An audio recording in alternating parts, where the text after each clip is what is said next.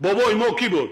اولادی ما کی بود؟ از کجا پیدا شدیم؟ وطن صاحبی کرد دوست باشند کار. اولاد ما کی بود؟ ما میدونیم اولاد ما کی بود، ما میدونیم بابامون کی بود. بابای ما همش مسلمان بودن، بابای ما همش با ایمان بودن، بابای ما تا تاریخ این دین این ملت بزرگترین افراد بودن، نامهاشون با حرفهای زرین در تاریخ هم اسلام و هم امت اسلام و هم ملت تاجیک نوشته شده. ولی تو اومدی خاکی این باباهای ما را باد کردی، در دنیا چهره ملت تاجیک سیاه کردی، نام ملت تاجیک جمشید روشن کردی، تاجیک جمشید روشن تاجیک چورک کردی، تاجیک خار زار کردی، تاجیک 3 میلیون مهاجر در بدر کردی، زیای عالم تاجیک کشتی، زن این ملت تاجیک به حجاب کردی، زن این ملت توسط مقامات بچه‌ها تجاوز کردی، بزرگای این ملت زندان کردی، آنانی که آگاهی سیاسی دارن از تاجیکستان بدرقه یا اینکه زندانیشون کردی. تو میدونی که به این ملت چقدر ضرر آورده؟